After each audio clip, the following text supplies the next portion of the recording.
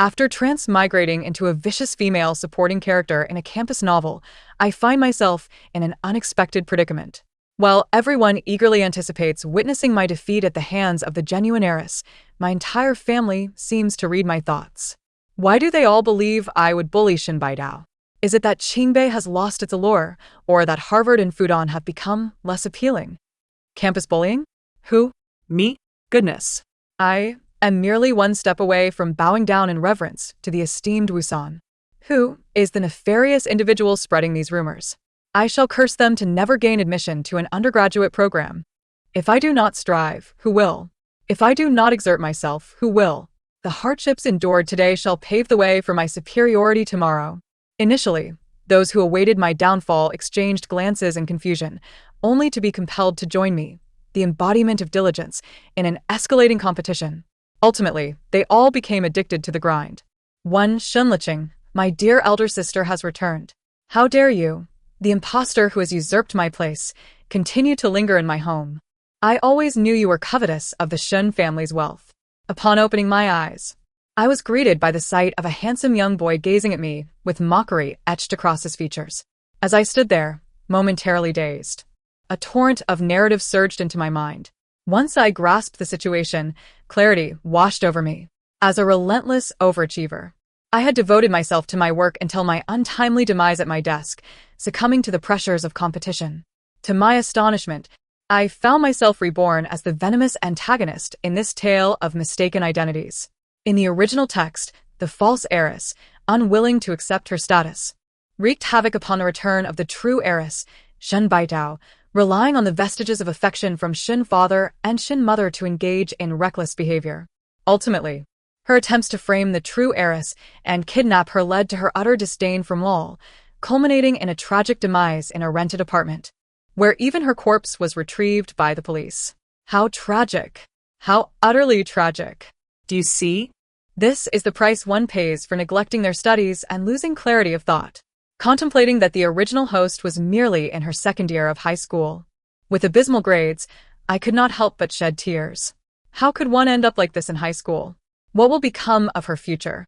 My younger brother, Shen Muxing, flushed with anger. How can you lecture me when your grades are worse than mine? Moreover, you're not even my real sister. So, what right do you have to speak to me like that? I paused, suddenly realizing that the boy's grades were just as dismal as the original host's, which deepened my sorrow. How could even my brother's grades be so poor? What kind of teachers are we employing? Shen Muxing gritted his teeth. Shunlicheng, have you lost your mind? I merely glanced at him, remaining silent. The original host had relied on the Shen family's safety net, squandering all her time on indulgence and revelry. But that could no longer be the case. Setting aside the fact that the true female lead had returned, the wretched grades alone stirred the heart of an overachiever within me. What could be more exhilarating than transforming from the bottom of the class to the top? With grades this dismal, what are you waiting for if not to study harder? Suffering today will pave the way for greatness tomorrow. If you don't push yourself, how will you ever know your true potential? I'm fired up. I shall reward myself with a set of exercises right now. I resolutely clenched my fist and promptly pulled out my phone to place an enthusiastic order. Shen Muxing stood there, astonished, stammering, Then, should I also do a set? I regarded him approvingly. Young man, you have discernment. 2. Just as Shen Muxing was questioning himself, Shen Baitao was brought home by our elder brother. Upon noticing my presence, her eyes immediately welled with tears. Dressed in a faded dress that had seen better days, her fragile form resembled a butterfly in autumn, exuding an ethereal, delicate aura. You must be my sister Licheng, right? I apologize for intruding. If you dislike me, I can leave right now. Her voice dwindled with each word, her expression imbued with timidity and caution. Shen Baitao, raised by parents who favored boys over girls, often faced physical and verbal abuse, leading her to develop a people-pleasing personality. Shen Muxing, overwhelmed with sympathy, discarded his peculiar thoughts and rushed to console her. How could that be? You are the true heiress of the Shen family. This is your home, and you can do as you please. No one dares to criticize you. He shot me a warning glance, but I paid it no mind. Well versed in the narrative, I recognized Shen Baitao as a pitiable soul and was about to extend a warm greeting when she recoiled in fear, retreating a step and hiding behind our elder brother. Shen Muxing took 2 steps forward, looking down at me with barely concealed disdain. What do you intend to do? I warn you. If you dare to lay a hand on her, I won't hold back. I blinked in disappointment, withdrawing my outstretched hand. Poor thing. How much suffering has she endured at home? Transitioning to a new environment, her studies will likely fall behind. Once she transfers to a new school next week, won't she struggle even more? Nevertheless, it matters not. There remains over a year until the college entrance examination, and with diligence, no obstacle is insurmountable. Shen Muxing's face again contorted with an indescribable expression, and even Shen Baitao's countenance grew tense. She gazed at me uncertainly, unable to discern if my demeanor was genuine or a performance. At that moment, our elder brother, who had been silent until now, finally spoke. His gaze directed at me with a frosty demeanor. Are you done causing a scene? Aren't you embarrassed? You never put in any effort, and now you're putting on an act for whom? Upon scrutinizing the imposing figure of my elder brother, I recalled the narrative, realizing he was not only the acting president of the Shen Group, but also a PhD graduate from an Ivy League institution. In an instant, my gaze toward him ignited with fervor. Not embarrassing at all. Having such a scholarly brother is a blessing. Brother, from this day forth, you are my true brother. I shall call you brother, and you must guide me diligently in physics and chemistry. My brother's expression shifted, appearing somewhat uncomfortable, his lips twitching slightly. However, your desire to improve is commendable. As long as you remain compliant, the Shen family will not cast you aside. I nodded enthusiastically, my heart swelling with joy. I never expected my brother to value me so highly. It warms my heart. I must hurry and tackle a couple of exercises. Today, a small step in studying. Tomorrow, a giant leap toward the college entrance examination. 3. In the original narrative, the former host was so enraged by the Shen family's decision to welcome back Shen Baitao that she took a half-month leave. This was a fortuitous opportunity. Having harbored regrets from my past life for not gaining admission to my desired university, I threw myself into my studies upon arriving here.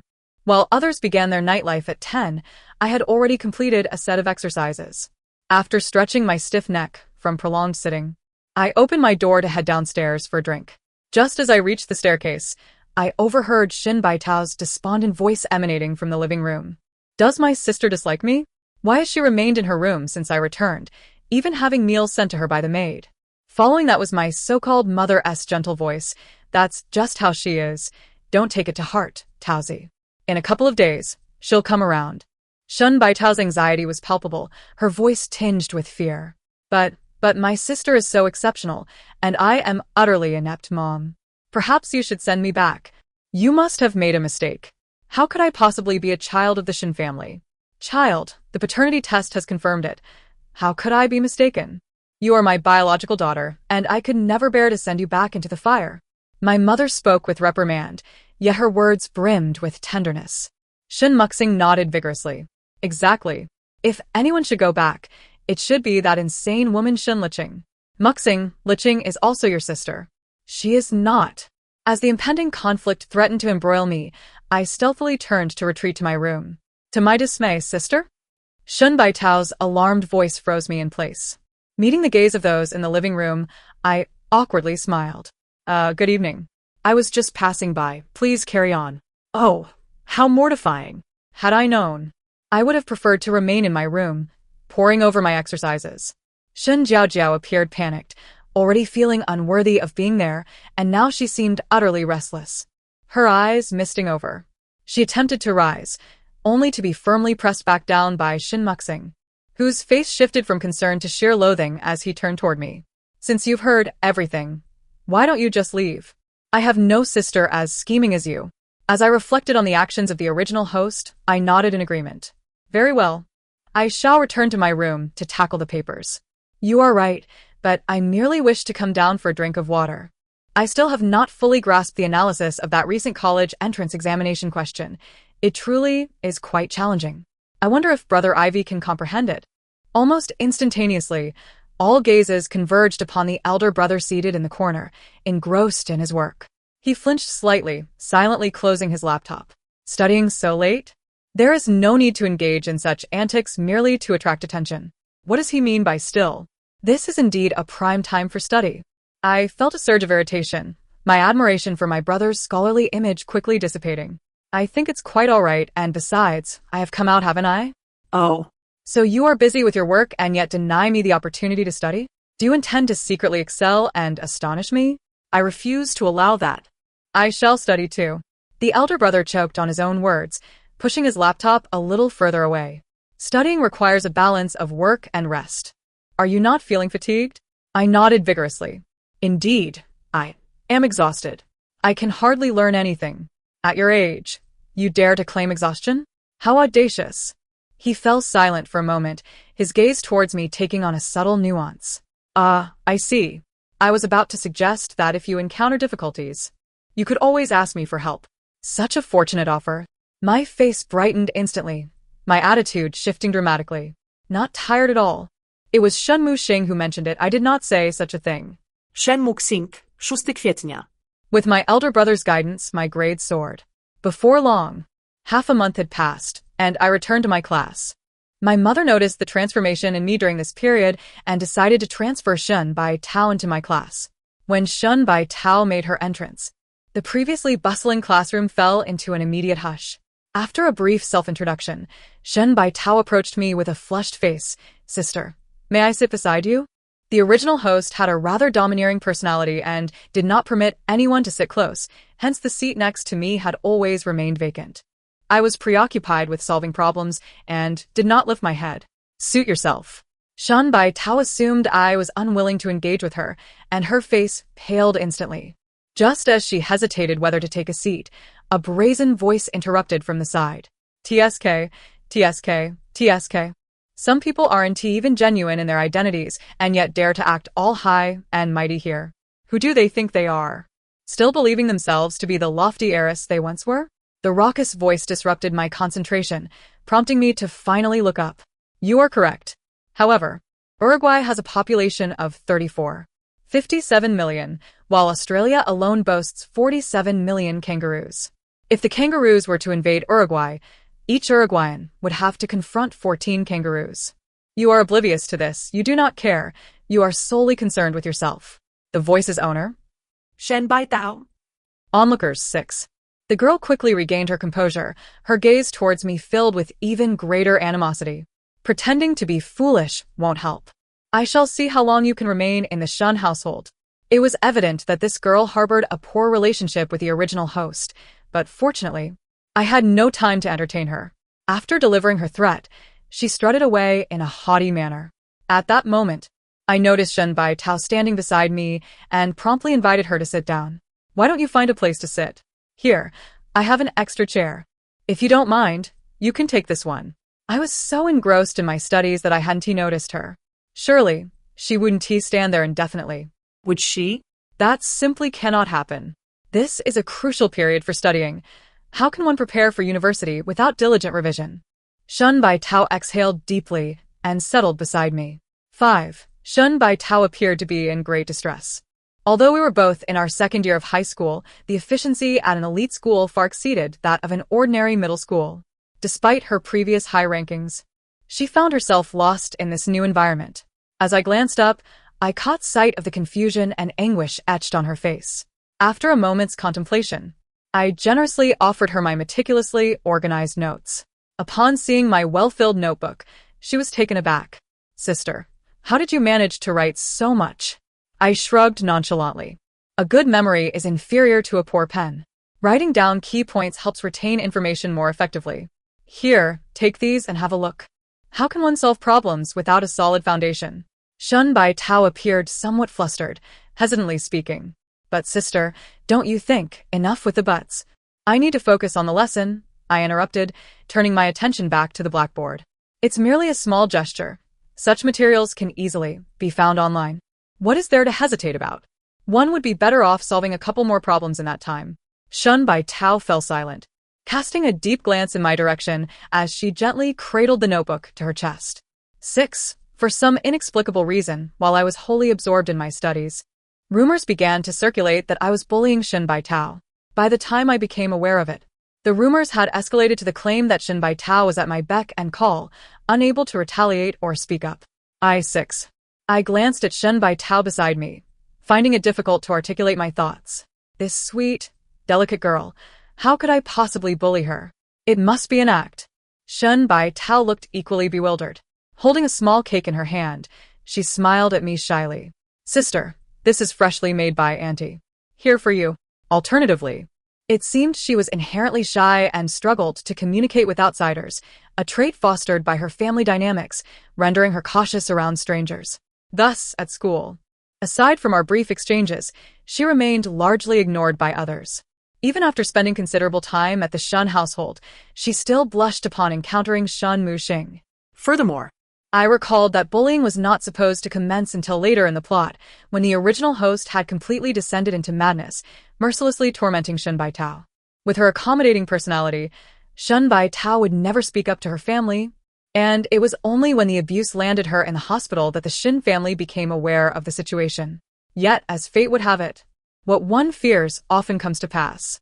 Just as I reached out to accept the small cake, Shen Muxing appeared before her, forcefully swatting my hand away with an alarming ferocity. Shen Le King. You truly are something else. How dare you bully Sister Taozi? Just watch as I throw you out of the Shen household today. I rubbed my hand, feeling somewhat exasperated. Failing in your studies is one thing, but your eyesight seems to be lacking as well, which I saw me mistreating Taozi. Perhaps you could donate that useless eye. Shen Muxing was so enraged that he began to stomp his feet. Who are you calling blind? If you weren't bullying Sister Taozi, how could such rumors circulate outside? I was perplexed. I never uttered a word. How did he know I was scolding him? Glancing at his flushed face, I smiled politely. Perhaps it is because I am too exceptional. Those who excel often attract envy. Very well, so you claim I am a bully? I might as well be sworn brothers with the likes of Wu San, and yet they dare to label me a bully? I curse you to fail your undergraduate entrance exams. Shen Muxing's eyes reddened. You dare wish for me to fail my undergraduate exams? You have a heart of stone. Today, it is either you or I who shall perish. No matter how Shen Baitao tried to pull him back, Shen Muxing was determined to confront me. At that moment, thud. The elder brother suddenly appeared behind him, knocking him unconscious. As he departed, he hesitated for a moment, casting a quick glance in my direction. I am not secretly working. You must believe me. I fell silent for a moment. Do you think I believe you? 7. Due to the rampant rumors circulating in the school, shortly after my return, I was notified of my suspension. Shen Baitao, already lacking in verbal skills, found it impossible to clarify matters at school, further exacerbating the ferocity of the rumors. Upon returning home, I noticed the little girl looking at me with tears welling in her eyes. Yes, I apologize. It is entirely my fault that you have been subjected to such scorn from so many. My clumsy tongue has spoken ill of you. Shen Baitao's nose and eyes were flushed, her once vibrant, doe-like eyes now swollen and red from tears, resembling a goldfish's. I sighed softly and tenderly wiped away her tears with a tissue. Do not cry, you have already exerted yourself immensely. Those people are not worth your tears. In the original narrative, everyone merely brought her back, with no one truly caring about the feelings of this young girl. After all, she was but a 16-year-old girl. Having never received the affection of her adoptive parents, she was informed upon reaching an age of understanding that she was not their biological child. Returning to her birth parents, she found no genuine concern for her well-being. The innate grace of the false heiress left her feeling anxious and inferior, so even when bullied, she merely forced a smile, insisting it was nothing. Her biological parents were deceived, while the false heiress harbored jealousy towards her, leading to brutal bullying and mistreatment. Thus, everything fell into a vicious cycle. But can she truly be blamed for any of this? The author seemingly crafted the tale of the true and false heiresses, deliberately portraying the false one as exceedingly malicious, while the protagonist is portrayed as exceptionally kind, seeking to appease her tormentors. Yet, what is the essence of this narrative? To me, it appears that the author is merely pandering to male sensibilities. The protagonist suffers such indignities, all to facilitate the male lead's redemption. This ostensibly sweet narrative, under the guise of salvation, paints the protagonist's plight in such sorrowful tones, merely to lay the groundwork for the male lead. When the false heiress was cast aside by everyone, the protagonist had only just returned home for 6 months. Upon returning to school after a year of absence, She was horrified to find herself unable to focus on her studies. Her talent had been obliterated, and even encountering strangers caused her to tremble uncontrollably, except for the male lead. He was the gentle boy who had once offered her a meal in her childhood, a small act of kindness that she had etched in her heart. In her current state of isolation, he was the only one who did not reject her. It was not long before Shen Baitao fell for him. Ultimately, under his sweet words, she married him before even completing her studies at a mediocre university, and soon after, she was blessed with triplets, living a seemingly blissful life. She even entrusted all her shares in the Shen family to him, content to remain at home as a devoted wife. Yet, Shen Baitao had the potential to attend a prestigious university. To ensure her complete submission to the male lead, the author clipped her wings and confined her in a gilded cage, treating her as a canary for others to admire. Why should you, a woman, strive outside? Just remain at home, beautiful and charming. I will provide for you. Although under the protection of the Shen family, Shen Baitao's life would not be too miserable. But could the Shen family truly provide perpetual protection? Completely surrendering oneself to another is, in its own right, a form of tragic imprisonment. I gently patted her head and held the tearful girl close. It's all right, from now on, just watch me. It is not right to shoulder all the blame alone. You were never at fault. Why must you blame yourself? Initially, I was indifferent to the rumors. After all, I had experienced similar trials in my past life. And with the Shen family shielding me now, I felt no substantial harm. I chose to act as if I had not heard them. However, seeing Shen Baitao so distressed stirred my resolve. I would not let that cowardly rat, who dared to speak ill of me from the shadows, escape unscathed. I scoured the campus network and traced the first anonymous slanderer. Technically, I had no right to access personal information on the campus network. But I was backed by the Shen family, and the wealth of Jiangqing's richest was no laughing matter. Soon, I uncovered the name of the rumormonger. Gazing at the unfamiliar girl before me, I racked my brain to recall the plot until I unearthed some details. It turned out that this girl was a follower of the arrogant girl who had previously confronted me in class. Furthermore, I discovered an even more intriguing fact. This girl was the sister of the male lead, Lu Qingyang. The siblings were fraternal twins, resembling each other little. Moreover, Lu Qingyang transferred to the school only after the original protagonist's demise, making it understandable that he had no recollection of her. Oh dear. I hadn't even sought him out, and he had come knocking at my door. Looking at the photograph of the gentle-faced boy on my phone, I expressionlessly set it down. One should not dwell too long on filth, lest one catch a needle's eye. With evidence in hand, I stormed into the classroom of Lu Qingyan, the aforementioned girl. The boisterous classroom fell silent for a moment upon my entrance, only to erupt into even louder chaos. Heavens! How dare this bully show her face at school? Bah! Shameless. School bullies deserve to perish. Lu Qingyan seemed quite pleased with the commotion, looking at me with smug satisfaction. Miss Shen, you actually dare to return to school? Why should I not? The slanderers are still here, and I have done nothing wrong. Why should I be afraid? I replied with a cold laugh, pulling a stack of papers from my bag and slapping them on the desk. Do you really think I wouldn't dare to investigate? Or do you believe you've covered your tracks so well that I wouldn't uncover the truth? What do you mean? Lu Qingyan's heart sank as she trembled while taking one of the papers. Upon seeing the ID printed on it, her face paled, though she struggled to maintain her composure. That's not my ID. How dare you throw dirt on my name? School bullying is one thing, but now you want to slander me? I found her feeble arguments irritating and tossed the evidence into the air. Instead of wasting time arguing with her, I would rather spend that time studying. Come now. Isn't this girl just your little lackey? If you had her spread such rumors, I could easily shift the blame onto her. Lu Qingyan, you certainly know how to play your cards. Just remember, even if I am not the true heiress of the Shen family, they will never allow me to suffer in silence. As the scattered papers fell, I caught sight of her ashen face. With my revelations, the rumors of my bullying Shen Baitao were swiftly dismantled. Shen Baitao appeared to have matured significantly following this incident, and once she adapted to the school's pace, her grade soared. She achieved the top rank in the final exams. Seeing her name atop the rankings, I felt a pang of frustration as I ground my teeth. The protagonist is indeed remarkable. Well, that is undeniable. Oh dear, my top spot has vanished. Ha ha ha. I told you, there's no way you could outscore Sister Tao. Shen Muxing chimed in, arriving just in time to mock me. I shot him a glare and retorted without hesitation, "Oh please, don't think I don't know. You ranked among the bottom 10. Those at the bottom have no right to ridicule me." Shen Muxing was taken aback. "Why are you making personal attacks?" Perhaps it was truly because of the comparative perspective. Despite my relentless efforts, I barely managed to land in the top 20.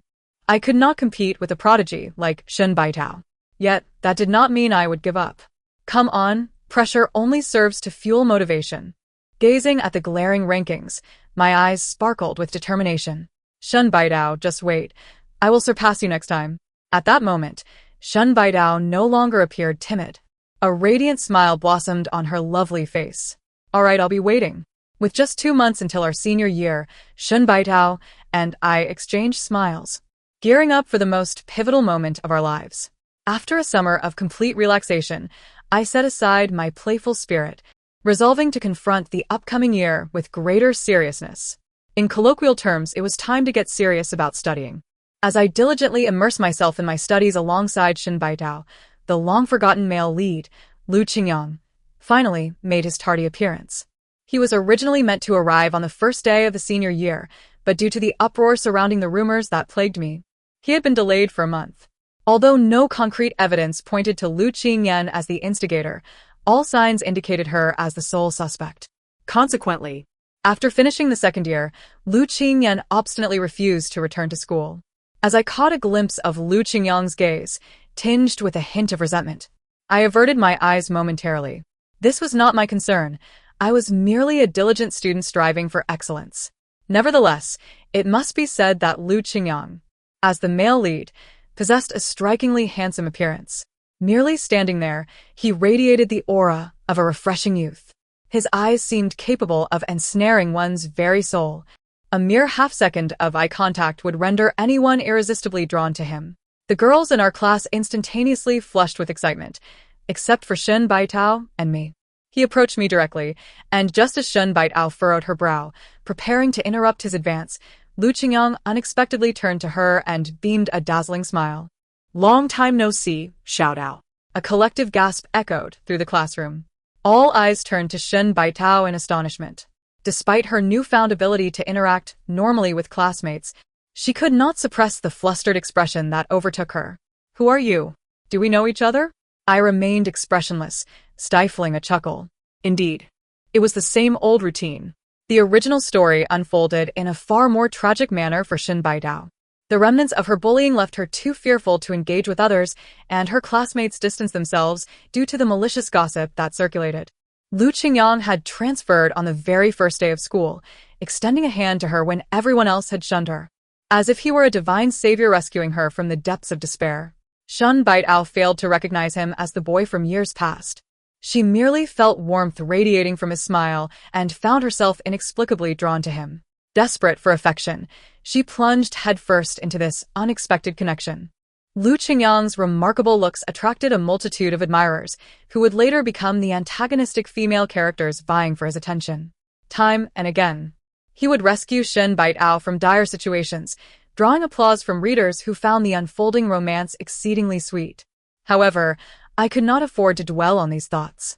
My fists clenched in frustration. The plot had already spiraled into an unwatchable mess, yet the allure of the male and female leads remained undeniable. Lu Qingyang seemed unfazed by her failure to recognize him, smiling gently at her words. "Perhaps I mistook you for someone else. You resemble a younger sister I once knew." Shen Baitao, appearing thoroughly annoyed, pressed against me as if seeking refuge. "Are you insane? I don't know you. Stop being so weird." Lu Qingyang's smile faltered slightly. "I mean no offense. I simply wish to get to know you." Shen Baitao rolled her eyes in exasperation. "You're delusional. Don't drag me into your early romance.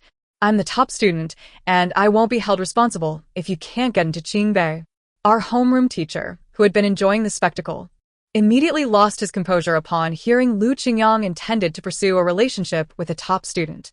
He hurriedly stepped forward, forcibly ushering Lu Qingyang to an empty seat. "Ah, "Qingyang, there's a spot here. The timing is crucial. You must keep your focus." As Lu Qingyang sat, his expression turned to one of disillusionment, questioning his life choices. Despite the unfortunate start to their reunion, Lu Qingyang continued to pursue Shen Baitao. Whether by chance encounters at corners or shared smiles on the playground, he seemed determined to insert himself into her life, even sending an unending supply of milk bread through her desk. After yet another appearance of this persistent snack, Shen Baitao's face twisted in disbelief. Is he out of his mind? Who sends the same milk bread for half a month? Perhaps he ordered an entire case to deliver slowly, I chuckled, tossing the items to Lu Qingyang's desk mate, only to meet Shen Baitao's woeful gaze. Sister, I'm utterly exhausted. Can't he find something better to do? If nothing else, he should at least solve a few more practice papers instead of pestering me. I shrugged innocently. Who can blame him for being fixated on you? Suddenly enlightened, Shen Baitao looked up. What? He asked the boy who brought me that meal back then? I was taken aback. I had almost forgotten she remembered it so vividly. He probably heard you're the true heiress of the Shen family and is eager to curry favor. After all, even a small favor from the Shen family could sustain the Lu family for a lifetime. Shen Baitao fell silent, her gaze distant. Realizing Lu Qingyang's intentions were directed at her, Shen Baitao could not allow him to continue unabated. Perhaps remnants of kindness lingered for the boy who had once offered her assistance in a dark world. She arranged to meet him by the lakeside outside the school. As for my knowledge of this rendezvous, it stemmed from my concern for Shen Baitao amid the lurking presence of this dubious man. I stealthily concealed myself behind some rocks, clutching my phone and a stun baton tightly, ready to intervene. If he dares to make a move, I will take him down. I couldn't shake the feeling that Shen Baitao appeared somewhat tense. Lu Qingyang arrived late, and upon confirming that she indeed remembered him, he launched into a speech filled with insincere emotion. Xiaotao, all these years, you've been on my mind. I think of you constantly. I never expected fate to reunite us. What nonsense. If you truly cared, why did you leave her in the clutches of despair? Shen Baitao remained silent. Lu Qingyang continued, perhaps this is destiny. I can't believe 10 years have passed, and we meet again. Destined, you say? How audacious. I nearly burst with disbelief, rolling my eyes skyward. Unaware of my thoughts, Lu Qingyang attempted to say more, but Shen Baitao, visibly annoyed, interrupted him. Wait, I don't want to hear your drivel. Seeing through his facade, she discerned the greed lurking behind his gaze. Severing the last threads of her goodwill, she lowered her eyes and spoke decisively. If your intention is to speak of the debt from 10 years ago, I can represent the Shen family to grant you a modest request. However, if you seek anything more, I regret to inform you that I will not offer even a fraction of that past kindness. Lu Qingyang's face froze. Xiaotao, what are you saying? I'm not enough. I'm not a child anymore. How long do you intend to keep up this charade? Shen Baitao coldly interrupted, her disappointment palpable. Time has indeed changed a person. Let us pretend we have never met. Do you truly believe entering the Shen family grants you the status of a young lady? I spit on that. Were it not for me, you would have perished years ago. The pretense shattered, Lu Qingyang's facade crumbled. His expression twisted into one of rage as he lunged toward Shen Baitao. You think a few words can dismiss my kindness? Dream on. With no one around. Once I have my way with you, I'll become the son-in-law of the Shen family and have everything I desire. Shen Baitao, already wary, evaded his advance. Before he could turn around, I descended from my hiding place, swinging the stun baton. Do not dare to make a scene here. I will deliver justice on behalf of the heavens. As I watched Lu Qingyang being taken away by the police, still unwilling to concede, Shen Baitao tightened her embrace around me. Just when I thought she might be frightened and was about to offer her some comforting words, I heard a muffled voice. Sister, please refrain from secretly cursing in your heart. I can hear you. I was taken aback. What was this peculiar dialect? It sounded so familiar, akin to Mandarin. I was terrified, incredulous, and crawling in a frenzy. So, everything I have been thinking all along, you are aware of it. What the heck? Shen Baitao chuckled softly, looking at me with a hint of mischief. It's all right, sister. I'm quite accustomed to it. I felt a strange chill wash over me. A peculiar sense of comfort. What was this sensation? Oh, it dawned on me. I had passed away. Since the incident with Lu Qingyang, Shen Baitao and I were strictly forbidden from visiting secluded places. However, we hardly had the time for such excursions. The Gaokao was approaching. and I soon dismissed the troubling thought of my innermost feelings being heard. I devoted all my time to preparing for the impending examination. 300 days left. 200 days left. 100 days left. 3 days remaining. 2 days remaining. As the examination drew near, the Shen family braced themselves for the challenge. My elder brother dedicated a month to help Shen Baitao and me with our revision, while my mother concocted an array of nourishing soups for us daily. Even my father, who usually seemed elusive, made a solemn appearance on the final day to welcome us home for the gaokao. Even Shen Muxing, who typically treated me dismissively, awkwardly handed me a bouquet of sunflowers as I exited the examination room. Though you're not the best, I won't say much on such an important day. Regardless of your performance, the Shen family can still support you. I accepted the flowers with a smile. Thank you. Our eyes met, and Shen Baitao and I exchanged a knowing smile. From that moment on, the sky was vast and free for us, and we would embark on our own fresh journeys. Shen Baitao's epilogue: on the night Lu Qingyang was taken to the police station, Shen Baitao had a dream. The world in her dream was starkly opposed to her current reality. She heard none of Shen Liqing's thoughts. Instead, she endured various forms of humiliation and torment at her hands. Yet, she still foolishly sought to appease her, hoping that in light of her suffering, Shen Liqing would show her mercy. But mercy was not forthcoming.